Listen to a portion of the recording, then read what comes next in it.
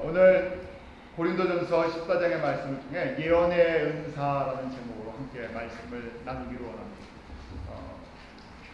여러분들 그림을 하나 보여드리는데 이게 뭔지 아시죠? 미국에 사시는 분들은 여기 어디 뭡니까? 아이하우스. 팬케이크 하우스예요. 인터내셔널 하우스 오브 팬케이크라고 하는 아침을 파는 미국의 대표적인 팬케이크 하우스입니다. 아직 한 번도 못 가신 분은 저에게 말씀하십시오. 그럼 제가 회비를 걷어서 관광시켜드리도록 하겠습니다. 미국의 대표적인 그 팬케이크 하우스인데요. 제가 이 말씀을 드리는 것이 아니라 요새 이 뉴욕도 그렇고 한국도 그렇고 미국에 아이홈이라는 이름의 선교단체가 있어요. 이것으로 인해서 이게 뭐 이단이냐 아니냐, 이게 뭐 성령의 은총이 막 좀 이렇게 이슈가 돼 있어요. 그래서 그 이슈가 되어 있는 이름이 아이홈이라는 거예요. 혹시 여러분들 뉴스를 통해서 들어본 적 있습니까? 아이홈이라는? 아셔야 돼요. 자, 한번 보죠. 작게 써 있어서 잘 안 보이는데 인터내셔널 하우스 오브 프레이어, 인터내셔널 하우스 오브 팬케이크가 아니라 프레이어라는 곳이에요. 캔사스 시티에 있는데요. 여기 인터내셔널 하우스 오브 프레이어 이렇게 돼 있죠. 거기 보면 프레이어 룸이라고 이렇게 기도 룸이 있는데 특징이 24시간 7day 일주일 내내 24시간 기도와 찬양이 끊이지 않는 곳입니다. 그러니까 언제든지 가도 24시간 찬양팀이 있고 기도팀이 있어서요. 24시간 계속 돌아가면서 기도해요. 제가 보니까 12팀이 있대요. 하루에 12팀. 그러니까 2시간씩 하는 거예요. 2시간씩 찬양팀이랑 이 기도팀이 나와서 2시간을 인도를 해요. 그리고 쉬지 않고 계속해서 24시간 7데이에서 마이클 비크리라는 목사님인데 이분이 오래전에 순복음교회에 가서 아마 오산리 기도원을 가신 것 같아요. 오산리 기도원에 갔는데 거기서 기도하는 한국 사람들이 그 성령 충만하고 기도하는 데에 도전을 받고 왜 미국에서는 이걸 못하냐. 그래서 미국에서 성령의 감동을 받아서 24시간 7데이 365일 쉬지 않고 기도하는 이런 선교단체를 만들었어요. 제가 이 말씀을 왜 드리냐면 예언의 은사랑 연결이 되어 있기 때문에 그렇습니다. 여기서 이제 성령의 은사도 나타나고 예언의 은사도 있고 그렇게 한대요. 그러다 보니까 이 시대가 마지막 때가 되면 거짓 예언자들도 있고 예언의 은사가 많이 유행할 것을 예수님께서 말씀하셨어요. 그래서 이 곳에서뿐만 아니라 여기저기 이제 예언의 그 은사나 예언의 영향력이 전체에 흐르고 있어요. 저희도 좋은 경험들 했잖아요. 그래서요, 제가 이 예언의 은사에 대해서 2000년 전 고린도 교회도 이 안에 방언의 은사 갖고 문제가 있었고 또 예언의 은사 갖고 또 문제가 있어요. 2000년의 역사 동안 항상 은사는 거룩하고 아름다운 것인데 이것을 사용하는 사람들의 문제죠. 그래서 저희가 특별히 이 시간에 저희가 한번 예언의 은사를 한번 정리해서 말씀을 보려고 합니다. 이것이 내가 뭐 예언의 은사가 있냐 없냐 이런 문제가 아니라요. 지금 21세기의 대표적인 것이 다 성령운동인데 성령의 역사 속에서 잠잠해있던 성령의 역사가 100년 전에 오순절 운동을 통해서 저희들에게 부어지면서요. 이 안에 이제 극단적인 모습들이 있었어요. 그래서 저희가 이 부분에 대해서 직접 간접적으로 경험을 했지만 말씀을 통해서 다시금 정리를 해서 하나님께서 주신 좋은 건데 이것들을 어떻게 우리가 받아들이고 어떻게 바라봐야 하느냐 하는 그런 것을 함께 나누는 시간을 갖도록 하겠습니다. 자, 예언의 종류를 저희가 먼저 알아야 되는데요. 예언의 종류는 크게 4가지를 열어볼 수 있어요. 개인이나 교회나 또 사회와 국가와 하나님의 나라에 대한 예언. 대부분 사람들이 이제 예언을 하면 그 점쟁이가 하는 예언과 하나님의 사람들이 하는 예언에 구별이 잘 안 갈 때가 있어요. 도대체 예언은 다 똑같은 예언 아니냐 그렇게 생각할 때가 있죠. 또 우리가 정말 솔직하게 관심 있는 것은 하나님의 나라에 대한 별 관심이 없는데 누구에 대한 관심은 많습니까? 나의 미래에 대한 관심들이 많아요. 그래서 개인 예언이라는 것에 대해 우리가 초점을 맞출 때가 있어요. 그렇지만 하나님께서 개인에게도 말씀하시고요, 교회에게도, 또 공동체인 민족이나 나라나 또 하나님 나라 전체에 대해서 말씀하세요. 사실은 하나님이 주시는 이 말씀 자체가 예언의 말씀입니다. 왜냐하면 이전에 일어난 일도 있지만 하나님의 말씀은 약속이잖아요. 저희가 구약, 신약이라고 그러죠. 약이라는 것이 약속이라는 거예요. 하나님의 옛 약속과 새로운 약속. 옛 약속 중에 이미 이루어진 것이 있고 새 약속 중에 아직 일어나지 않은 것이 있어요. 그러기에 저희는요, 예수 그리스도를 믿는 모든 성도들은 결국 그 하나님의 언약을 믿고 가는 사람들이기 때문에 다 하나님의 이 예언의 말씀을 따라 움직이는 사람들. 그러니까 이것은요, 예언은 내가 무서우니까, 문제가 있으니까 듣지 않겠다 하는 것은요, 내가 하나님의 말씀을 두려우니까요 안 듣겠다는 이야기가 같아요. 잘못된 예언, 거짓 예언 때문에 문제가 되는 거지. 말씀도 그렇잖아요. 말씀을 전하는 목회자도 일종의 예언자 같습니다. 왜냐하면 하나님의 말씀을 풀어서 과거도 설명해 드리지만 지금의 우리의 모습과 하나님께서 하나님의 나라를 어떻게 이루어 나가실 것에 대한 말씀을 선포하기 때문에요, 일종의 선지자 같기도 하고 또 예언자 같기도 하고. 그래서 저희가 이 부분들을 한번 정리해야 되는데,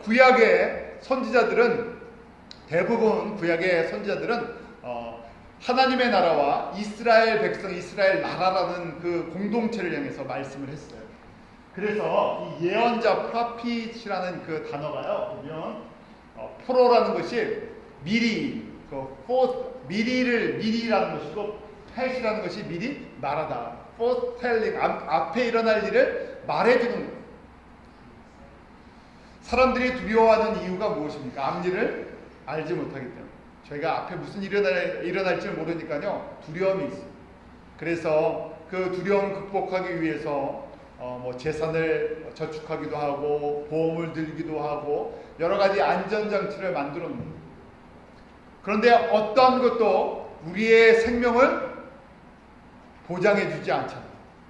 우리의 영혼을 보장해 주는 것은 아무것도 없습니다. 오직 예수 그리스도의 그 십자가의 보혈의 능력과 그 하나님의 구원하심 외에는 다른 것이 없어요.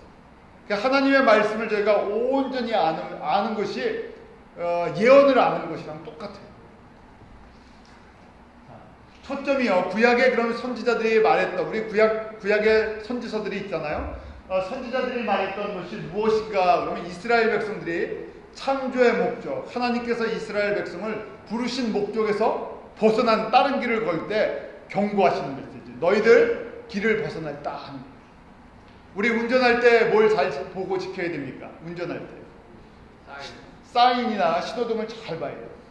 그래서 요새는요, 내비게이션이 참 얼마나 똑똑한지, 가끔 혼돈해서 그렇지 내비게이션이 참 똑똑하더라고요.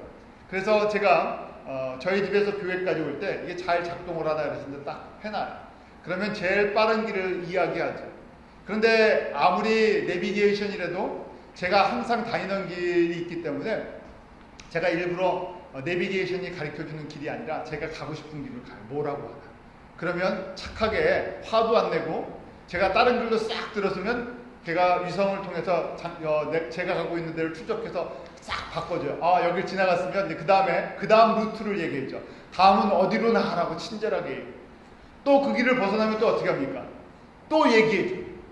어느 길로 또 들어가라. 그 놓치지 않기 위해서 계속해서 이야기해주죠. 목적지에 도착할 때까지. 구약의 선지자들이 주는 메시지는 그런 메시지. 우리 하나님의 백성 이스라엘이 다른 길로 하나님이 인도하시는 그 길을 벗어났을 때 끊임없이 이 길은 잘못된 길이니까, 너희들 망하는 길이니까, 이 길은 가면 넘어지는 길이니까 미리 말씀을, 하나님의 그 사랑을 가지고 이야기를 해요. 경고의 메시지인데요. 그렇기 때문에 경고등도 나왔어요. 구약의 예언서 17개에 60에서 70%가 다 이스라엘 백성들이 그 잘못된 길을 걷는데, 대표적으로 잘못 길을 걷는 것 중에 무슨 내용이라고요? 우상 숭배를 하는 것이 하나님이 가장 싫어하는 일이에요. 그래서 우상 숭배하는 것을 갖다 아주 정확하게 지적하고 있어요. 우상 숭배가 무엇인지. 왜냐하면 우상 숭배하면 어떻게 되기 때문에, 우상 숭배하면 어떻게 됩니까? 십계명의 말씀을 봐도 그러고요. 우리가 신명기 말씀 기가 따갑도록 들었는데요. 우상 숭배하면 어떻게 됩니까? 어렵게 생각하지 마세요. 우상 숭배를 극심하게 하면 어떻게 됩니까? 땅이 갈라져 죽든지 불에 맞아 죽든지 죽습니다. 무서운 얘기예요. 우상 숭배를 극심하게 하면 하나님께서 죽이신다고 말씀하세요. 심각하게 이야기하잖아요. 그런데 그래서 구약의 선지자들 속에서 대접을 받은 사람이 없어요. 경고를 이야기합니다. 왜냐하면 그들이 적당히 잘못을 해야 되는데 아주 극심하게 우상 숭배를 하니까 하나님께서 강하게 말씀을 전하게 하시죠. 너희들 이 길을 걸으면 멸망하고 죽는다 그러니까 듣는 사람이 기분이 안 좋죠. 어떻게 합니까? 잡아 죽이든지 감옥에 가둬버렸어요. 그런데 저희가 예언서는 구약의 선지서는 무서운 책이 아니라 선지서의 꼭 후반부를 여러분들이 꼭 보셔야 돼요. 후반부를 보면요. 그 안에 회개하면 하나님께서 다시 회복시켜 주신다는 하나님의 회복의 메시지. 구약의 모든 선지자들은 무서운 이야기를 하는 것이 아니라 너희들이 길을 잘못 걷고 있는데 지금이라도 안 늦었으니까 어떻게 하라고요? 회개하고 하나님이 인도하시는 그 길을 따라 우상을 버리고 그 길로 돌이키면 아무리 먼데 포로로 붙잡혀가고 극심한 고통을 받았어도 하나님께서 더 풍성한 길로 인도하시겠다고 약속해 주십니다. 그러게 저희가 구약의 말씀, 특별히 예언서를 보면서 우리의 지금의 모습을 보면 누구나 다 넘어질 때도 있고요. 신앙의 길을 걷다가 다른 길을 걷을 때가 있어요. 중요한 것은 우리는 다 연약해서 다른 길을 걸어갈 수 있는 사람들인데 하나님이 주시는 예언의 마지막 메시지가 뭐라고요? 돌아오라. 어서 돌아오 도라마노 하는 그 찬송이 있잖아요. 우리 탕자처럼 돌아오기를 끊임없이 외치는 사랑의 메시지가 그런 선지자를 통해서 들려주는 메시지. 그 안에 하나님의 자비와 용서와 하나님의 풍성이 약속되어 있습니다. 저희가 그러기에 그것이 바로 하나님의 예언의 핵심이었어요. 돌아와라, 돌아와라. 나에게로 돌아와라. 나의 말을 들어라. 나의 길을 걸어가라. 그러면 너희에게 다시금 놀라운 회복의 길을 하나님이 약속하신 회복의 길을 베풀어 주시겠다는 것입니다. 자, 지난주에 이어서 저희가 은사의 목적도 그렇고 예언의 목적도 그러면 왜 하나님께서 우리에게 예언의 은사를 주시나 예언의 은사를 통해서 어떤 우리에게 유익함이 있기에 예언의 은사를 주시나 한번 보죠. 우리 고린도전서 14장 3절 같이 읽겠습니다. 시작. 그러나 예언하는 자는 사람에게 말하여 덕을 세우며 권면하며 아니하는 것이요. 예언의 은사를 주시는 목적이 세 가지인데 뭐라고 되어 있습니까? 덕을 세우고 권면하며 아니하는 것. 꼭 기억하세요. 이것이 하나님께서 예언의 은사를 주는 목적이요. 또한 하나님께서 성령의 은사를 통해서 하나님이 하나님의 공동체, 교회 안에 원하시는 것이. 지난주에 보았기 때문에 한번 정리해보죠. 덕을 세운다는 것이 뭐라 그랬습니까? 힘을 주는 거다 그랬어요. 힘을 주는 거. strengthening, edifying, 자라게 해주는 거. 힘을 줘갖고 자라게 해주는 거. 저희 이제 요새 뭐 다들 농사들 짓고 뭐 화분도 키우시고 그러는데 저희 집안 얘기예요. 제가 한국에 전화했더니 저희 어머님이 저희 큰누님이 감자를 심으셨는데 저희 큰누님이 감자를 한 번도 안 심어보셨어요. 그런데 감자를 또 밭에다 한번 심어보겠다고 감자를 심었는데 저희 어머님이 웃으시는 거예요. 저희 그 큰누님이 이제 60을 바라보시는데 농사를 안 접어갖고 감자를 심었는데 어떻게 심었는지 아십니까? 나중에 저희 큰누님 오시면 이런 얘기 하지 마세요. 어떻게 심었냐면요. 감자를 통째 심었어요. 잘라서 눈별로 심어야 되는데 한 번도 농사를 안 지고 평생 전 미용실을 했는데 미용실 하다가 나도 이제 감자를 심어봐야지 누가 이제 심는 거 얘기를 듣고 통째로 심었대. 저희 어머님이 어떻게 그 감자를 통째로 심는 사람이 있냐 몰라도 어떻게 이렇게 모르냐 그러고는 안 난다고 잘 안 자란다고 또 그런데 아니 심었으면 거름도 주고 비료도 주고 그게 쉬운 일인 줄 아냐고. 저희 어머님 이제 농사를 시골에서 잘하셨으니까 그걸 아셔갖고요. 아니 심기만 하면 되는지 그냥 마른 땅에 심어놓으면 그게 저절로 되냐. 거름도 주고 비료도 주고 이게 가꿔야 되는데 뭐 가꿀 시간도 없으셨겠죠. 그래서 저희 어머님이 우스갯소리로 그런 얘기를 하셨어요. 마찬가지예요. 그 믿음이 예수 믿으세요. 예, 믿겠습니다. 그러면 믿음이 저절로 잘했으면 좋겠는데 안 자랍니다. 마른 땅에 그냥 감자 박아놓은 거랑 똑같아요. 예수를 박아놨는데 안에서 자라지 않아요. 그래서 잘 자라로 거름이 되고 비료가 되고 힘을 넣어주는 것이 뭐라고요? 덕을 세운다는 거예요. 예언의 은사는 바로 이렇게 자라게 해줍니다. 그런데 아무거나 막 먹이면 자랍니까? 아무거나 막 갖다 준다고 자라요? 그때그때 맞는 것들이 있죠. 하나님께서 주시는 지혜로 그때그때 정말 믿음이 자랄 수 있는 걸 갖다가 줘야 되는데, 물론 양면성이 있어요. 주는 사람이나 받는 사람이나 다 기쁨으로 주고받아야 되죠. 아무리 좋은 걸 줘도 받지 않으면 그 가치가 없어졌어요. 그래서 저희가 이 덕을 세우고 자라게 해주는 것, 옆에서 정말 이 사람 요것만 조금 더 이렇게 해주면, 건드려주면 믿음이 자라겠구나. 그래서 저희가 권면했잖아요. 하나님의 말씀 요거 묵상해보세요. 생명의 산 묵상 한번 해보세요. 아니면 수요예배 오십시오. 같이 기도합시다. 이랬어요. 옆에서 혼자는 좀 일어나기 힘든데 옆에서 붙잡아주는 거예요. 같이 일어날 수 있다. 그럼 쉽기 때문에. 이런 것이요 바로 이렇게 하면 그러면 믿음이 조금씩 자라는데, 구체적으로 보면 어떻게 믿음이 더 자라나, 창조의 목적이 무엇인지를 알게 해주는 것이 믿음이 자라게 해줘요. 우리가 그냥 예수 그리스도를 믿는 것으로 끝나는 것이 아니라, 예수 그리스도 믿고 복 받으세요 하는 것이 아니라, 예수를 믿고 무엇을 세워나가느냐, 하나님의 집을 세우는 건데, 하나님의 집이 우리 가운데 어떻게 세워지느냐, 가장 중요한 것은 창조자는요, 우리의 창조자인 하나님은요, 우리의 구원자인 예수님은 우리를 향한 목적이 있으시다. 그 목적이 무엇입니까? 하나님께서 우리를 하나님의 자녀 삼아주시고 우리를 창조하신 목적이요. 이거 성경 공부 아무리 많이 해도 이거 모르시면 세상 말로 뭡니까? 도루묵이라 그러죠. 도루묵. 도루 물러라. 처음부터 다시 시작하십니다. 우리를 왜 창조하셨다고요? 하나님의 영광으로 해서. 다시 같이 한번 해요. 우리를 왜 창조하셨다고요? 하나님의 영광으로 해서. 아주 이게 못이 이거 모르시면 다시 원점으로 다시 돌아가요. 아무리 성경을 갖다가 그 1절부터 마지막 절까지 외워도 하나님이 왜 우리를 창조하셨는지를 모르면요, 다시 돌아가야 돼요. 왜 창조하셨습니까? 하나님의 영광을 선포하기 위해서 우리를 지으셨어요. 그래서 이것이 이 하나님의 영광을 선포하는 그것으로 자랄 수 있도록 도와주는 것이 덕을 세우는 거예요.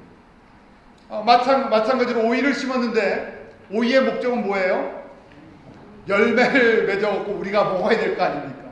열매를 맺게 해주는 것처럼 우리는 무엇인가 성령의 열매와 생명의 열매를 통해서 하나님의 영광이 나타나야 돼요. 그것을 우리가 왜 창조되었나? 하나님의 영광이라고 했죠. 그 다음에 이걸 이렇게 자라기 위해 하나님의 영광을 선포하기 위해서 또 알아야 될 것이 무엇이라 그랬습니까? 창조주의 정체성. 아버지가 누군지를 알아야 아버지의 영광을 보았죠. 아버지가 무엇을 원하는지, 아버지가 무슨 일을 하시는지 관심이 없는데 어떻게 집안의 영광을 위해 살 수 있겠습니까? 오래전에 가문의 영광이라는 영화가 있었어요. 보신 적 있습니까? 좋은 영화 아니에요. 그 무슨 깡패 집안인데, 깡패 집안의 영광을 위해서 장가는 좋은 집에 장가를 보내려고 했던 그런 내용 같은데요. 자, 부모의 뜻을 알아야 그것도 가문의 영광이잖아요. 우리가 아버지라고 고백을 하는데, 아버지이신 하나님께서, 우리 주님께서 무슨 생각을 하고 무슨 성품을 갖고 계시고 무슨 일을 하시는지 정확하게 알아야 아버지의 영광을 위해서 살 수 있죠.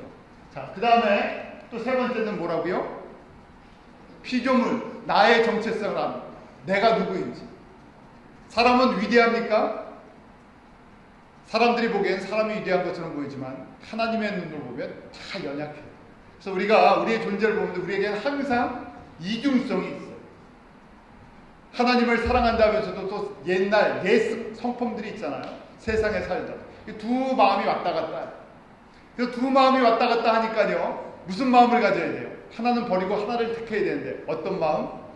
예수님을 닮고자 하는 마음. 그러면서도 쓰러질 수밖에 없고 넘어질 수밖에 없는 우리의 연약함이 있어요. 그러기 때문에 우리가 하나님의 영광으로 해서 하나님을 알고 그 다음에 우리의 연약함을 알기 때문에 누구를 붙잡아야 됩니까? 하나님을, 우리 예수님을 붙들고 가야 돼요. 바로 우리에게 인간의 모습으로 오셨던, 우리를 도와주기 위해서, 우리를 구원하기 오셨던, 우리의 친구가 되기 위해 오셨던 그 예수님을 꽉 붙잡아야지, 예수님을 알고 예수님을 닮아가야지 우리의 하나님의 영광을 위한 그 정체성이, 우리 안에 있는 하나님의 성품이 회복이 돼요. 그러고 나서 무엇을 한다고요? 이렇게 되면 하나님의 영광이라는 것은 큰 뜻이에요. 그래서 하나님의 영광을 구체적으로 나타내는 것이 무엇이라고? 정체성을 안 다음에, 그 다음에 네 번째, 지상 명령과 지상 계명을 지키는. 그레이트 커맨드먼트, 제 가장 위대한 계명 첫 번째가 뭡니까? 이거 잘하면요 하나님이 영광 받으신다는 거예요. 뭘 잘하면요? 하나님을 사랑하는데 어떻게 사랑합니까? 마음과 성품과 뜻과 힘을 다 해서. 신명기 말씀이 그렇게 하나님을 사랑하라고. 그러니까 그렇게 사랑하는 표현이 하나님의 말씀을 읽고 묵상하고 지켜 행하는 것이 하나님을 사랑하는 거예요. 하나님 사랑하는 거 빼놓고 다른 것부터 하면 이게 다 깨어져 버리는 거예요. 하나님 사랑하는 거 쉽습니다. 어렵지 않아요. 그러니까 저희가 하나씩 하는 건데, 예배 드릴 때 어떻게 해야 되겠어요? 예배 드릴 때 여기에 지금 제가 있는 게 아니라 저를 보지 마시고 예배 때 누구를 보셔야 돼요? 여기에 누가 계시다고요? 예수님이, 하나님의 보호자가 있고 예수님이 앉아. 그러니까 눈을 감고 여러분들이 찬양을 하든 눈을 뜨든 뭐 다 생각하시기를 여기에 예수님이 쫙 앉아 계세요. 주변에 뭐가 둘러서 있습니까? 예수님 주변에 누가 둘러서 있어요? 하나님의 보좌 주변에는 뭐가 둘러섰습니까?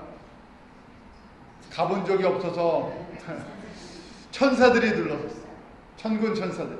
또 24장로들이 둘러섰어요. 그 앞에 하나님을 찬양하는데, 그 앞에 가까이서 예배 드리려면요 보통 사람들이 아니잖아요. 그러니까 저희가 이 예배 시간에 하나님 앞에 나와서 이 찬양을 한다는 거, 예배를 드리고 보통 특혜를 받은 사람들이야. 그냥 이번 주에도 예배 드리고 지난주에도 예배 드렸으니까 예배 드려야지 하는 것이 아니라 다른 거를 다 떠나서 하나님을 바라보고 찬양을 한다는 거예요. 그러니까 이 시간에 그래서 내 마음과 성품을 다 해서 하나님을 찬양하면 그때 하나님이 영광 받으시죠. 우리의 삶 속에서도 마찬가지죠. 하나님 제일 우선주의, 예수 제일 우선주의로 살아가는 것이 하나님을 사랑하는 거죠. 하나님을 사랑하고 그 다음에 내 이웃을 사랑하는데, 내 이웃을 가장 사랑하는 방법이 무엇입니까? 내 몸과 같이 사랑하는데 뭘 나눠줘야 진짜 사랑하는 거예요? 밥을 나눠주는 게 아니라 예수 그리스도의 이 생명을 나눠줘야, 살려봐야죠. 살려놔야 될 거 아닙니까? 우리는 예수 그리스도 믿고 구원을 받고 영생을 받았다 그러는데, 그것이 진짜라면 내가 예수 그리스도를 믿음으로 말미암아 지옥에 떨어질 인생을 하나님께서 천국으로 옮겨주신다고 약속하셨으면 마찬가지죠. 내가 사랑하는 나의 이웃이, 나의 가족이 예수를 안 믿으면 어떻게 됩니까? 어디 가요? 심판받고 지옥 갑니까? 아멘 하셔야죠. 그 믿음이 있어야 저희가 이웃을 진짜 사랑하는 거예요. 배고픈 사람한테 뭐가 제일 필요합니까? 밥 나눠줘야 될 거 아니에요. 그럼 밥 퍼주는 목사님도 계시죠. 마찬가지죠.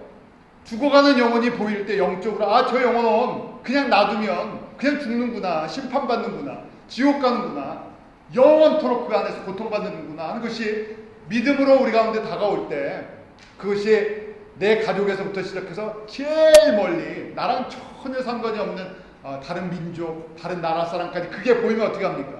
예수님의 생명을 나눠줄 수밖에 없죠. 이것이 수평계명의 가장 끝까지 갑니다. 그래서 이것을 우리가 선교라고 얘기하는 거 아닙니까? 가까운 데는 전도. 그냥 사람 숫자, 교인 숫자 늘리려고 전도하고 선교하는 것이 아니라 그 잃어버린 영혼 한 영혼이 죽어가는 것이 보여야 되죠. 이것이 하나님께서 우리를 하나님의 자녀 삼아주시고 우리를 창조하신 무엇이라고요? 목적. 우리에게 주신 은사가 다르고 사명이 다르고 직분이 다르고 사는 환경이 다르고 이거를 잃어버리면요. 사는 예수 그리스도를 믿고 살아가는 그 인생의 목적을 잃어버리면 어떤 인생이 된다고요? 인생을 헛살아버리는 인생. 그래서 저희가 묵상하는 것이 다른 것이 아니라 내가 이걸 갖다가 이걸 바라보고 걸어가고 있나, 이 길을 따라 걸어가고 있나 하는 것이 진짜 인생을 살아가는 것이죠. 이거랑 상관없이 얼마든지 살 수 있어요. 이거랑 상관없이 신앙생활을 할 수 있습니다. 그러면 목적 없는 신앙생활이죠. 목적이 있죠. 무슨 목적입니까? 내가 이 땅에서 잘 되는 목적 하나 살아가는 거예요. 자, 그 다음 보죠. 이것을 지금 깨닫게 해주는 것이 그 덕을 세워주는 것이잖아요. 이 덕을 세워주려면 이렇게 이 창조의 목적을 깨닫고 믿음의 길로 걸어갈 수 있도록 해주려면 옆에 꼭 필요한 것이 권면이라는 거예요. encouragement인데요. 권면은 격려다. 자, 첫 번째 덕을 세우고 두 번째 뭘 한다고요? 격려하는 거예요. 오래전에 격려의 4단계에 대해서 말씀을 저희가 처음 교회 시작할 때 드렸었는데 혹시 지금도 기억하십니까? 격려의 4단계. 우리 격려는요. 그거 보면 파라클레시스 옆에서 힘을 실어주는 게 격려예요. 자, 격려의 4단계에 대해서 첫 번째가 뭐라고요? 칭찬해주는 거예요. 어린아이한테는 야단 치면요. 야단만 심하게 치면 물론 야단 칠 때도 있죠. 교훈할 때도 있습니다. 그런데 너무 야단만 치면 어떻게 돼요? 말을 듣는 게 아니라 나중에 야단을 계속 치면 한번 뿔나서요. 들이받습니다. 그래서 어렸을 때는 칭찬을 많이 해주라 그러죠. 이제 때가 있잖아요. 이제는 좀 훈계를 받을 때가 됐구나. 이제 그러면 훈계도 하지만요. 훈계를 받을 때가 안 됐는데 훈계만 하면 안 되잖아요. 이게 칭찬을 해주는 거예요. 사도 바울도 칭찬부터 항상 혼낼 게 있어도 칭찬부터 하잖아요. 참 안 돼요. 일단 혼낼 게 있으면 저희는 어떻습니까? 혼부터 내야 돼요. 혼내면 어떻게 됩니까? 기분이 서로 별로 안 좋아요. 칭찬을 많이 해야 되는데 격려는 칭찬부터 시작합니다. 그 다음에요. 위로해줍니다. 약해져 있는 사람, 좌절한 사람, 실패한 사람에게 믿음의 길을 걷다가 좀 넘어진 사람이 있어요. 그러면 야단이 아니라 위로해줘야죠. 세 번째는 뭐라고요? 도전. 네 번째는 대결. I urge you 하고 사도 바울이 이렇게 내가 권하노니 하고 있어요. 권한다 하고 있어요. 믿음의 길을 걸어가라 하고 이제 권할 때 내가 권하노니 너의 몸을 하나님 기뻐하시는 거룩한 산지사가 되게. 이건 너무너무 중요하기 때문에 권한다 하고 돼 있어요. 그 다음에 그거보다 더 좀 심한 것은요, 이제 대결하는 거예요. 너 이 길로 가면 절대 안 돼. 이거 꼭 해야 돼. have to, must라는 거예요. 이거 꼭 해야 네가 믿음에서 성공할 수 있어. 저희가 잘못된 길로 가고 있는데도 칭찬해야 된다. 그래. 잘못된 길을 가는데도 잘한다 그러면 어떻게 돼요? 그게 진짜 잘하는 줄 알고 그쪽으로 가버리죠. 그럼 어떻게 됩니까? 잘못된 아이가 만약에 길을 바깥으로 찻길로 걸어가는데요. 그래, 잘 걷는다 그러면 찻길로 걸어가면 어떻게 돼요? 큰일 나죠. 아이들에게는 그런 판단력이 없을 때가 있잖아요. 제가 오래전에 섬기던 교회에 있었는데 아이가 한 4살 정도 됐던 것 같아요. 걔는 잘 뛰는데 앞을 안 보고 뛰어요. 교회가 저희같이 이거보다 더 메인 스트리트 가까운 뉴저지 있을 텐데 메인 스트리트에 교회가 있었어요. 그냥 길을 나가면 차가 쌩쌩쌩쌩 달리는데 얘가 나가갖고요. 예배 끝나고 그냥 놔두잖아요. 평 나가갖고 그냥 뛰다가요. 그 찻길로 그냥 뛰어나간 거예요. 차가 끽 하면서 막 그 미국 사람이 내려갖고 부모가 누구냐 막 교회에 찾아왔고요. 한번 난리가 났었어요. 애가 죽을 뻔했으니까 그냥 튀어나와. 얘는 앞만 보고 그냥 뛴 거죠. 뭐 그런데도 잘했다 그럴 수는 없잖아요. 저희가 우리 믿음의 일상생활이 아니라 믿음의 길을 걸어가는데 반대 길을 걸어가는 거예요. 잘못된 길을 걸어가는데 잘한다 그때는 칭찬할 수가 없죠. 그때는 아프지만 경고해 줄 수가 없어요. 그것이 이제 챌린지, 대결이라는 거예요. 그렇지만 이 원리가 있는데 바울이 이 성도들에게 이야기하면서 꼭 안에 뭐가 있습니까? 선지자들도 그렇고 이 안에 그 영혼을 사랑하는 사랑의 마음이 있어요. 사랑을 가지고 도전도 주고 대결을 사랑이 없으면 어떻게 됩니까? 사랑이 없으면요 싸움이 일어나요. 싸움이 일어나고요 해결이 되지 않습니다. 듣든 못 알아듣든 그런 이야기를 해줄 때가 있어야 되는데 사랑을 가지고 권면해주는 그런 모습들이 필요하죠. 이것이 저희가 격려의 4단계예요. 우리 한번 순서대로 한번 외워보죠. 첫 번째 칭찬, 그 다음에 위로, 그 다음에 도전, 마지막에 대결까지 참 하기가 힘들어요. 그래서 우리가 가능하면 믿음의 길을 잘 걷도록 칭찬과 위로를 많이 해줘야 돼요. 데살로니가전서 5장 14절에 이런 말씀이 있습니다. 한번 같이 읽죠. 시작. 또 형제들아 너희를 권면하노니 금없는 자들을 번기하며 마음이 약한 자들을 안위하고 힘이 없는 자들을 붙들어주며 모든 사람에 대하여 오래 참으라. 이때 권면하니 얼씨어야 되는데 이게 조그만 도전에서 대결까지 너희들 이거 잘해야 된다고 권해주고 있다. 그래서 금없는 자들 권기하고 그 다음에 안위하고 붙들어줘라 그러고 있죠. 다음에 안위는요 그 컴포트 위로를 잘 해주는 거예요.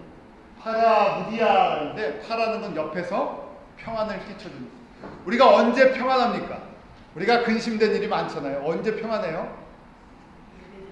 예배 드릴 때. 왜 그렇습니까? 누구를 보기 때문에? 예수님을 보기 때문에. 사실은요 우리 어떤 사람도 문제 없는 사람 없고 근심 없는 사람 없고 염려 없는 사람 없어요. 그래서 염려와 근심과 문제를 보면 항상 어떻습니까? 불안하고 두려워요. 이거 어떻게 하지? 이거 어떻게 하지? 눈을 뜨면서 끊임없이 염려와 걱정거리가 있는 것이 인생이에요. 그러기에 지금 안위를 해준다는 것은 그래 문제를 나누는 것이 아니라 문제 있는 사람 옆에서 어떻게 한다고요? 평안의 주인공이신 예수님을 자꾸만 전해줍니다. 예수님이 우리의 위로가 되어주시고 이 땅의 소망이 아니라 어디에 소망이 있습니까? 하나님의 나라에 소망이 있으니까 하나님 나라 보게 해주고 이것이 지금 덕과 격려와 안위를 하는 건데요. 무엇을 통해서 이것을 할 수 있다고요? 예언을 통해서. 예언을 통해서 결국 누구를 자꾸만 보게 해주는 거예요. 예수님을 보게 하고 창조의 목적을 보게 하고 이 땅의 소망이 아니라 하나님 나라 소망을 갖게 해주는 것이 예언의 목적이에요. 그러니까 저희 성도가 예언의 은사가 있든 없든 저희는 다 예언의 능력을 가지고요. 일부분 다 행합니다. 저희가 서로 위로할 때 뭐 위로해 줄 게 있어요? 뭘로 위로해 줍니까? 말씀으로 위로해 주고 우리 같은 믿음의 소망을 갖자 그렇게 위로해 주고 격려해 주죠. 은사가 예언의 은사가 특별히 있든 없든 우리는 예언의 기능들을 다 행하고 있는 거예요. 왜냐하면 무엇이 예언의 그 기능을 행하게 합니까? 하나님의 말씀 자체가 예언의 기능을 하기 때문에. 그래서 우리를 창조하신 목적을 재확인시켜주는 것이 우리에게 평안을 줍니다. 우리를 위로해 주는 거죠. 지상 개념을 확인하고 또 순종하도록 도와주는 거예요. 자, 이거 굉장히 중요한 의미입니다. 왜냐하면 자, 개인 예언이 됐던 교회 예언이 됐던 민족, 나라, 그 다음 하나님의 나라 모든 예언이 있는데 여기서 벗어나면요. 무슨 예언이 돼버린다는 거예요? 이 창조의 목적과 하나님께서 주신 이 지상 계명과 지상 명령에서 벗어난 이 방향성이 제시가 안 되고요. 여기 지금 이것 내가 하나님의 영광으로 해서 이 창조자가 누구신지 예수 그리스도 통해서 위로를 받게 하는 여기서 벗어나는 모든 예언은 무슨 예언이라는 얘기예요? 무슨 예언이라고요? 거짓 예언이라는 거예요. 그러니까요 목사도요 거짓 설교 얼마든지 할 수 있습니다. 어떤 설교하면 거짓 설교가 된다는 얘기예요. 창조의 목적에서 벗어난 설교하면요 사람들이 듣기 좋다고 창조의 목적과 지상계명과 이 지상명령을 순종할 것에서 벗어나는 설교를 아무리 잘해도 그게 이건 무슨 설교라고요? 거짓 설교라고 해서 거짓말을 한다는 것이 아니라요 하나님의 나라를 이야기하지 않고 무슨 얘기를 했다는 얘기예요? 세상 얘기를 했다. 왜냐면 설교를 들었는데 내가 하나님께서 나를 창조하신 인생의 목적이 보이지 않고 내가 하나님의 말씀을 듣고 순종했다고 설교를 듣고 순종을 했는데 이것이 이 지상명령과 지상계명을 재확인하고 내가 그 길로 달려가는 이 내비게이션 역할을 하지 않고 전혀 이거랑 상관이 없는 얘기를 들었습니다. 전부 내 마음이나 그냥 내 혼적인 레벨이나 내 육신의 것을 채워주는 세상 이야기를 무엇을 가지고 하나님의 말씀을 가지고 했다는 겁니다. 거짓말을 한 것은 아니지만 하나님의 말씀을 가지고 거짓 예언을 한 것과 똑같은 효과가 나왔다. 이해하시겠습니까, 여러분들? 그러니까 저희가 말씀도 그렇고 은사도 그렇고 이 목적에서 프로덕트가요. 이 프로덕트가 나오지 않을 때는 어떻습니까? 이 결과가 나오지 않으면 지금 내가 저 같은 경우에 이제 설교자 그러니까 하나님의 말씀을 읽고 묵상하고 전할 때 내가 전하는 말씀이 하나님의 뜻과 이게 맞는 것인가? 하나님이 이 말씀을 우리 성도들이나 나에게 주시는 말씀이 맞는 것인가? 그 기준이 어디에 있는가? 창조의 목적을 생각하게 하고요. 그 다음에 이것이 정말 하나님의 뜻을 이루어 나가는 것인가? 하나님의 그 뜻은 하나님을 사랑하고 이웃을 사랑하며 이 천국 복음을 모든 민족 가운데 증거케 하는데 우리가 순종하는 그런 도구가 되는 것인데 이거에 만나는 것을 계속 점검하는 것이에요. 이것만큼 정확한 것이 없다는 것이에요. 이걸 알면요, 여러분들 신앙생활에 가장 중요한 틀을 잡는 거예요. 이걸 알면서도요, 우리가 실수할 때가 있어요. 실수하잖아요. 왜냐하면 우리가 약하기 때문에. 자, 주님이 주시는 예언은 바로 이런 것들을 이루어나갑니다. 불안함과 두려움이 없어지고 평안과 안정과 용서와 자비의 성령의 사람으로 바꾸고 온전한 예언의 은사는 성숙한 믿음의 사람으로 변화시킵니다. 이해하시겠죠? 이걸 알면요, 여러분들이 지금 21세기는 어떻게 보면 성령의 시대인데요. 성령의 시대 때 우리에게 주시는 은사를 가지고 하나님의 나라를 어떻게 섬겨야 되는지 그걸 가장 중요한 기준이 됩니다. 우리가 어떻게 다 일일이 다 점검할 수 있겠습니까? 우리가 무슨 영적인 능력이 대단해서 이 사람 보면 이 사람 말씀 거짓말이야. 뭐 그걸 그냥 한 번에 알겠어요. 뭐 그런 은사가 있는 분도 있다고 하지만 대부분은 그렇지 않아요. 그런데 저희가 지금 이 기준을 가지고요. 그래서 목사님이 설교를 잘한다 못한다 그거 말을 잘한다 못한다 그게 기준이 아니라 목회자가 주는 메시지가 어떤 메시지인가 여러분들이 이 기준을 갖고 있으면요, 이게 하나님이 메시지를 주시는 목적인데 그 목적이랑 같이 맞는구나. 은사를 주신 목적이 이건데 이거 은사를 주신 목적과 맞구나 하는 것이 올바르다는 거예요. 예언의 특징 몇 가지만 짚고 넘어가죠. 예언은 누구에게 하는 것이라고요? 믿음의 성도들에게 하는 거예요. 믿지 않는 사람들에게 하는 것이 아니라 믿음의 성도들에게 하는 것이죠. 왜 그렇습니까? 무엇을 가르쳐주기 때문에 하나님의 나라를 갖다가 하나님의 나라와 하나님의 뜻을 가르쳐주기 때문에 믿지 않는 사람들에게는요, 좁아야 예수를 먼저 알아야 되잖아요. 믿지 않는 사람은 예수를 먼저 받아들여야죠. 예수를 안 믿는데 성경에서 하나님의 나라가 이렇습니다 그러면 안 받아들이잖아요. 예수를 믿는 것이 먼저죠. 예언의 목적 저희가 말씀드렸죠. 자, 예언의 목적 항상 기억하세요. 덕과 격려와 안인데 그 핵심은 무엇인가? 창조의 목적을 깨닫고 더 순종 잘하도록, 하나님의 뜻을 알고 더 순종을 잘하도록. 그래서 구체적인 방향 제시가 있어야 하는 것입니다. 이쪽으로 가서 집 사라, 저쪽 가서 뭐 학교 저쪽에 있는 학교 가라. 이건 다 무슨 뭐예요? 점쟁이죠. 뭐 저희가 예언자다, 예언의 은사가 있다 이런 거 갖고 이렇게 하면 어떻게 된다고요? 뭐가 되는 겁니까? 이게 마귀의 은사가 되는 거예요. 왜냐하면 하나님은 우리에게 그런 것을, 이게 창조의 목적과 무슨 상관이 있어요? 내가 저쪽에 집을 사든 이쪽에 대학을, 우리가 공부를 하는 목적이 있습니다. 왜 우리가 공부를 해야 돼요? 왜 자녀들을 대학 보내십니까? 좋은 대학 가야죠. 공부를 잘하면요. 왜 보냅니까? 밝은 미래를 위해서. 저에게 한데 가장 밝은 미래는 뭡니까? 예수님의 영광을 마음껏 선포해갖고 제 조명이 밝은데 하나님 보좌에 가까이 나아가는 참된 예배자, 참된 거룩한 신실한 믿음의 성도가 되는 것이 가장 밝은 미래예요. 그러니까 공부를 잘하는 사람은 공부를 잘해서 누구를 위해 써야 돼요? 예수님의 이 복음을 위해서, 이 창조의 목적을 증거하고 영광을 선포하는데 이 지식을 쓰고요, 재주를 쓰고요, 물질을 쓰고 이러면 하나님이 기뻐 받으신다. 제가 오늘 예언을 너무 많이 해드린 것 같아요. 이 다른 사람이 예언하는 영에 이제 지배를 받는 거예요. 왜냐하면 하나님은 질서의 하나님이시다. 막 여기저기서 딴소리하지 않는다는 얘기예요. 또 하나님은 오직 화평의 하나님이시다. 지난주에도 말씀드렸죠. 방언의 은사, 방언 은사가 구원을 받는 것의 증거가 될 수 없다고 말씀을 드렸어요.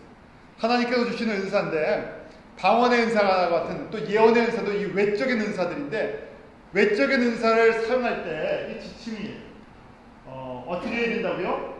질서 있게 또 해야 되고요. 그 다음에 덕이 되지 않으면 어떻게 하라고요? 과감하게 버릴 줄 알아요. 방언의 은사가 됐던, 통역의 은사가 됐던, 예언의 은사가 됐던 이 겉에 보이는 은사인데 교회의 믿음에 덕이 되지 않아요. 그럼 어떻게 하라고요? 사용하지 말라는 거예요. 근데 저희가 사람들이 이제 은사를 받고 나면 누구나 다 갖고 있는 약점인데 이거 누가 주신 은사라고요? 처음에 누가 주셨어요? 성령께서 주셨기 때문에 나는 이거를 막을 수가 없다. 난 이것을 절제할 수가 없다. 누가 시키기 때문에? 성령께서. 그렇게 이야기할 수 있다 없다? 그렇게 이야기하면 성령의 마음을, 하나님의 마음을 이해하지 못한 거다. 왜냐하면 하나님은 질서와 인격의 하나님이기 때문에 만약에 그렇게 하는 게 덕이 되지 않는다 그러면요, 나는 절제하겠다는 거예요. 나는 안 쓰겠다는 거예요. 바울이 그러잖아요. 바울이 나는 내가 왜 사도로서 권세가 없냐? 사도의 권한이 있고 다 있지만 은사에 뭐 많은 것들이 나타나지만 내가 이런 걸 씀으로 말미암아 한두 사람이라도 어떻게 되면요, 실족하면 나는 과감하게 그 은사를, 그 권세를 안 쓰겠다는 거예요. 왜? 목적이 뭐기 때문에. 창조의 목적이 있기 때문에 하나님의 영광을 위해서 그 잃어버린 영혼들이 예수를 알고 그 한 영혼이라도 예수 그리스도의 그 복음과 지상계명과 지상명령에 순종하는 것이 하나님의 뜻이기 때문에 사실은 예언의 은사를 한다 안 한다 이것이 이단의 기준이 되기는 너무 모호한 것이에요. 왜냐하면 선물 하나가 받았는데요, 은사가 선물이잖아요. 방언의 은사를 한다. 100년 전에 방언 때문에 순복음 계통이 다 이단 정죄 받았다 그랬죠. 지금도 마찬가지예요. 은사 하나 갖고 이단이다 아니다 하는 것은 너무나 작은 것 같고 선물 하나인데 선물 하나 갖고 이단이다 아니다 시비를 합니다. 이단의 가장 중요한 기준은 뭐겠습니까? 뭘 잘못 전해주면 이단이에요. 예수를 잘못 전해주면 이단. 근데 여러분들이 아는 것처럼 이 시대의 기독교의 70%가 예수님을 잘못 전해주고 있어요. 예수님 외에 다른 구원의 길이 있다고 다 이야기해요. 그런 교회가 70%예요. 그런데 그런 교회에 대해서 아무도 말을 못해요. 이단성은 그런 걸 이단성이라고 해야 되는데 예수님 얘기는 하나도 안 하고 이런 작은 은사의 그 가이드라인이 잘못돼갖고 그거 갖고 서로 이단이라고 서로 정죄하고 싸우는 것이라는 것이. 근데 마지막 때 이렇게 될 것을 예수님이 말씀하세요. 그래서 점검해서 덕이 되지 않는다 그러면 사용하는 사람이나 받는 사람이나 과감하게 어떻게 하라고요? 절제하고 버려버리라는 거예요. 왜냐하면 이게 메이저 이슈가 아니기 때문에.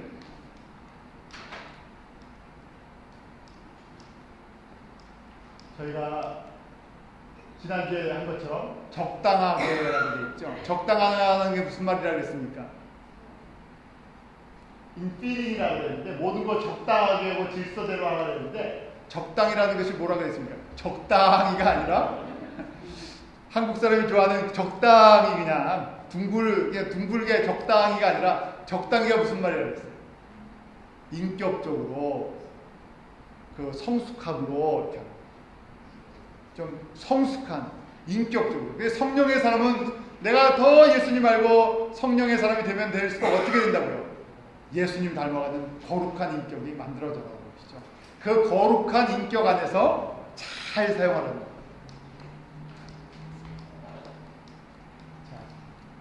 자, 마지막으로요. 예언의 음성을 받는 방법들, 들리는 음성으로, 마음으로 영의 눈을 뜨고, 우리 지금 찬양 불렀잖아요. 마지막 때가 되면 자녀들은 예언할 것이요, 청년들은 환상을 보고, 아비들은 꿈을 꾸리라. 이게 성령께서 마지막 때 우리에게 보여주신 이유가 있어요. 그런데 예언을 하고 환상을 보고 꿈을 꾸는데 뭐에 대해서요?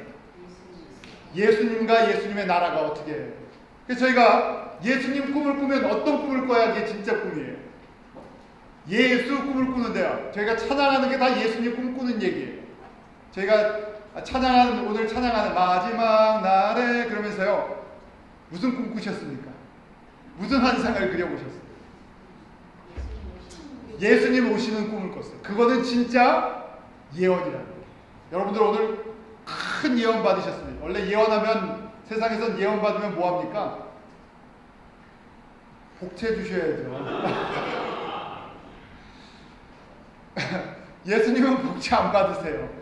예수님은 진짜 그 꿈을 꾸는데, 저희가 무슨 예언이 진짜 예언이라고요? 예수님이 다시 오십니다. 반드시 다시 오세요. 날짜는 몰라요. 그런데 시즌은 알아야 돼요. 시즌은 알아야 돼요. 그래서 저희가 이게 예언의 말씀이라는 거예요. 그래서 저희가 자녀들은 예언할 것이요, 청년들은 환상을 보고, 아비들은 꿈을 꾸시다. 예수님의 영광 가운데 오실 때, 그러면 이 꿈을 이루어 나가기 위해서 주님께서 예언의 구체적인 말씀을 성경을 통해서 주셨어요. 예수님이 어떻게 다시 오시나, 그 다시 오실 때의 모습들을 정확하게 우리에게 설명해 주셨는데, 그 말씀을 아는 것이 이 예언에 참여하는 것이죠. 궁금하지 않으세요? 어떻게 하면 예수님이 다시 오시나, 그때 그림을 그려야 돼요. 그래서 예수님께서 어떨 때는 들리는 음성으로, 환상으로, 꿈으로, 그림으로 여러 가지로 보여주시고 말씀하세요. 어디에 하나님의 나라에 대해서. 대표적으로 제일 많이 보고 들었던 사람이 누굽니까? 사도 요한이죠. 요한계시록이 전부 그런 거 아니에요. 요한계시록에서 벗어난 말을 하면 좀 이상할 수도 있죠. 자, 예언을 받는 방법들입니다. 누구에게 보여주시겠어요? 하나님의 자녀들에게, 신실한 사람들에게 이렇게 보여주시겠어요. 자, 거짓 예언을 이게 이제 결론인데요. 마태복음 24장 11절로 한번 같이 읽죠. 시작. 거짓 선지자가 많이 일어나 많은 사람을 미혹하게 하겠습니다. 마지막 때의 대표적인 증거예요. 징조인데, 많은 거짓 선지자가 일어나겠다. 거짓 선지자는 무슨 얘기를 해야 거짓 선지자예요? 예수에 대해서 잘못된 이야기, 하나님의 창조의 목적에서 벗어난 이야기. 근데 이걸 사람들이 좋아하고요, 여기에 관심이 있어갖고 전부 여기에 유혹을 받는다는 얘기예요. 마지막 때가 됩니다. 거짓 예언의 특징인데요. 자, 우리 한번 같이 읽죠. 시작. 개인, 교회에 더 격려 안위를 세우지 않는다. 사랑과 연민, 용서가 없는 비난만. 세 번째, 방향 제시 없는 비난만. 막 징책하는데요, 방향이 없는 거예요. 그 다음에 네 번째, 혼돈, 두려움, 불안, 미움, 좌절, 분리, 분쟁의 원인 제공. 다섯 번째, 정확하지 않고 자주 수정한다. 이게 거짓 예언의 특징이에요. 그러니까 인간의, 우리가 제일 궁금해하는 무슨 예언이요? 나의 기륭화복, 생사화복에 대한 이야기를 하면 이것이 거짓 예언일 확률이 많다. 거기에서는 기륭화복은 우리는 복받는 사람이에요. 왜요? 모르셔도 복받아요. 누구 때문에요? 예수님 때문에. 복은 개런티 됐는데 무슨 기륭화복을 생각해요? 자, 제가 기륭화복 적힌 확실한 책을 소개시켜 드릴 테니까 오늘부터 집에 가서 한 달 동안 계속 읽으세요. 기륭화복을 제일 정확하게 나온 책이 어디에 있습니까? 신명기. 너무 많다 그러면 몇 장? 28장. 28장. 자, 28장 가슴에 품고 아침 저녁으로 꼭 읽어보십시오. 아시겠습니까? 네. 관심이 없으신가 봐요. 기륭하복에. 이게 가장 확실한 말씀입니다. 수정되지도 않습니다. 그 말씀은. 제가 이제 예언을 어떻게 점검할 것인가 하는 건데요. 예언을 소멸하기도, 멸시하기도 말고요. 빨리 안 넘어가네요. 범사에 해야 검증을 해보라고 그러죠. 자, 검증하는 이 방법이 이 예언이 옳은 방법인가, 사랑으로 하는가, 그 다음에 몸을 고르게 한가, 평강을 끼치는가, 또 시안 집사님 한 잔씩 좀 넘겨주시겠어요? 덕과 격려 안위가 있는가, 그 다음에 개인과 교회의 덕을 세우는가, 그 다음 좀 넘겨주시겠어요? 파워포인트. 분명한 성경적 방향 제시가 있다. 이런 것. 결국 제가 이제 마지막에 정리하는데요. 우리가 이 시대가 거짓 선지자들, 거짓 그리스도가 많이 일어나서 할 수 있으면 택하신 자도 유혹하고 무너지고 넘어지게 하는 거예요. 사실 하나님께서 주신 선물인데 선물 때문에 전부 다 이 혼란이 왔어요. 그렇다고 선물이 무서워서 근본주의자들은요, 방언이나 예언이나 모든 은사를 다 거부해요. 선물 싫다는 거예요. 선물에 문제가 있으니까 선물 안 받고 선물을 인정을 안 하겠다는 거예요. 그것도 극단적인 거고, 또 너무 선물에만 그 목숨을 걸고 가는 것도 문제가 있고요. 왜 이 모든 것을 주셨나? 우리가 영적인 분별력을 가져야 되죠. 또 말씀에 대한 지혜와 지식이 있어야 되죠. 그러면서 영적인 분별력과 말씀의 지혜와 지식과 그 다음에 이 성령에 대한 이 감수성은 구체적으로 무엇을 통해서 만들어진다고요? 목적이 분명히 있죠. 이 모든 것은 하나님의 영광을 위한 건데 창조의 목적을 저희로 기억하게 하고요. 창조의 목적으로 가게 하는 그것이 온전한 말씀이요, 온전한 선지자요, 온전한 설교요, 또 그것이 온전한 은사를 사용하는 방법이에요. 여러분들이 그것을 꼭 간직하시기 바랍니다. 기도하겠습니다. 하나님 아버지, 저희가 이 시간 예언의 은사를 돌아옵니다. 하나님께서 주신 선물인데 저희가 두려워하는 것도 또 무시하지도 않게 하시고, 무엇보다도 교회와 성도들에게 덕이 되게 하여 주시옵소서. 우리에게 주신 모든 하나님 선물들, 하나님께서 주신 모든 아름다운 재능들, 이 모든 것을 통해서 하나님께서 우리를 택하시고 창조하신 창조의 목적을 깨닫고 이루어 나가게 해 주시옵소서.